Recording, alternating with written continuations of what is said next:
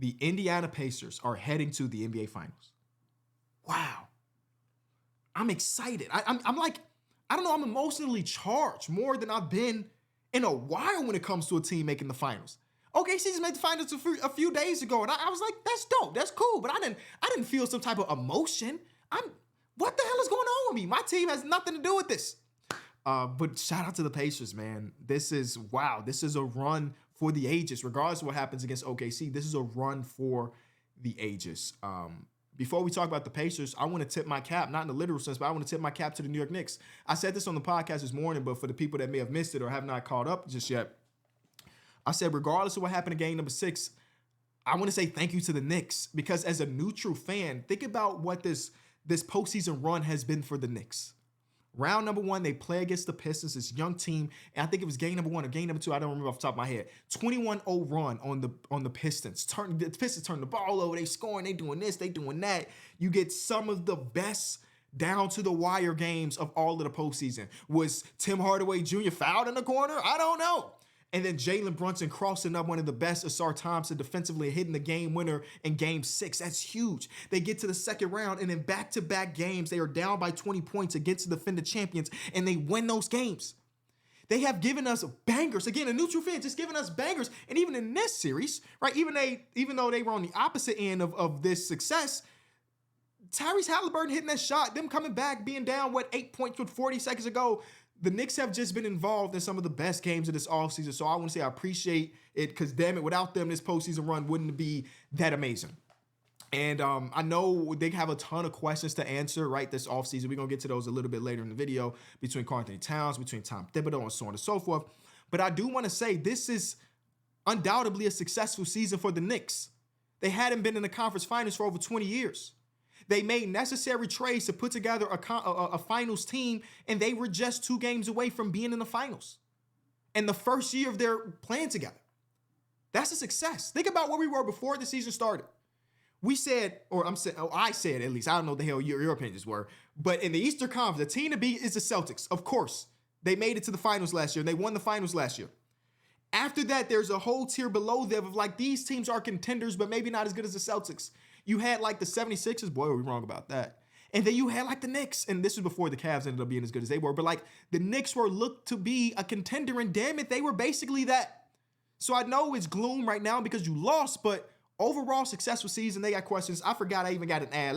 Let's get to the ad before I really dive into everything. Shout out to SeatGeek. This video is brought to you by SeatGeek. Hit the link in the description. Use code KFR10 for 10% off your purchase of tickets with SeatGeek. SeatGeek take tickets from all over the internet and put them in one central location for you. So whether it be sporting events, comedy, Broadway, concerts, festivals, if you need tickets, go check on SeatGeek to see if they got it. And just the last week, a lot of the homies have been using the code. Some of them went to go watch Knicks versus Pacers. And today, my boy T used my code to go watch the Cubs play the Reds. The process of getting your tickets is super easy. Let me show you. So let's say you wanted to see the next game in the series, Cubs versus Reds at Wrigley Field. You pick the game and you're going to see the venue. You're going to see a bunch of dots and a bunch of numbers. A guy like me likes to sort by deal score. These right here are the best deals in house.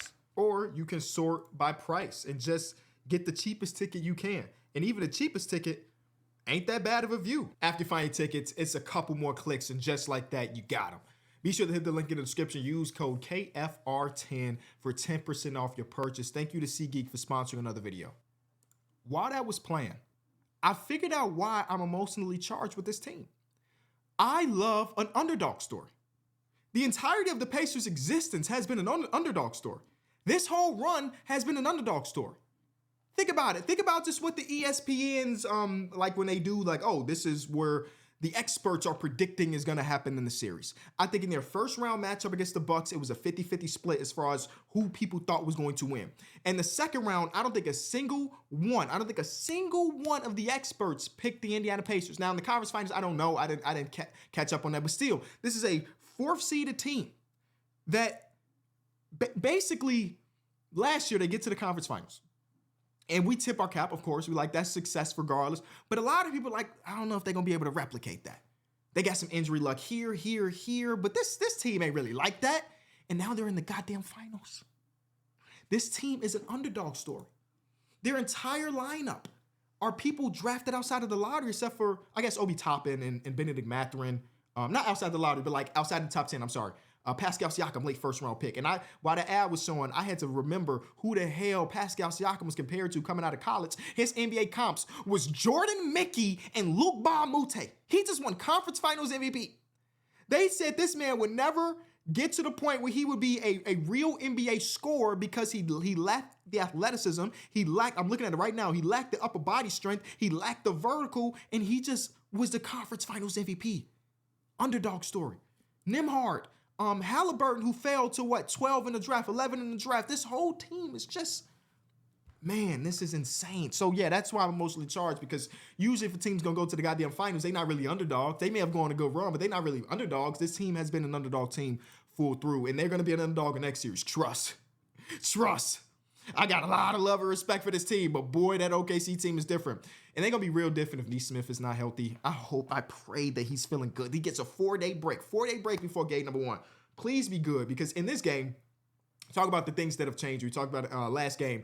The Knicks came out with a ton of aggression defensively, and it felt like it rattled the Pacers on both sides of the ball. In this one, the Pacers were the team to bring that level of intensity on the defensive side of the ball. They opted not to have it be Nesmith on Jalen Brunson, but it said Nembhard. If you remember last year's series when they went against each other, the first 2 games of the series, it was Nembhard guarding Jalen Brunson. He got his ass fried. It makes sense. It's Jalen Brunson.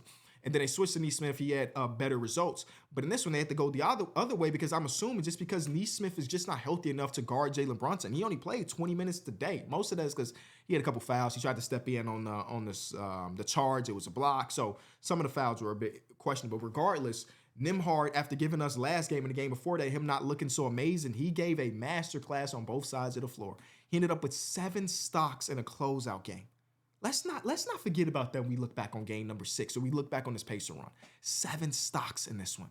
Hit some big shots when, the Pacers are going in their run and they need an extra one. Boom. There's Nembhard with another 3. Halliburton came to play. I love the aggression that he had in the first quarter. Even if the shots didn't fall, I think he ended the first quarter like 6 shot attempts. I'm like, damn it, that's not a ton, right? Usually the stars across basketball might have 8 or 9, but still him having 6, damn, to match his whole last game. So I'm like, eventually some of these shots are going to fall because he is just an efficient basketball player. And in that fourth quarter, they have the lead, and they're just attacking Karl Anthony Towns. He going to play that drop, floater. And then at the end of the game, he hit the logo 3 or whatever, which is a ballsy shot to take, because if you miss it, then it looks a bit weird. But he hit it. And yeah, his team is going to the NBA Finals, which is dope. I remember a tweet from a few weeks back that was like, somebody said, I hate this Pacer team because they're just a team full of front runners. I know Bucks fans hate them. Every time I tweet about the Pacers, I get Bucks fans. And I'm not saying it's all of y'all, but Bucks fans really hate this team. And that's part of the rivalry, which is, okay, somebody quoted that saying, then stop letting them get in front of you then.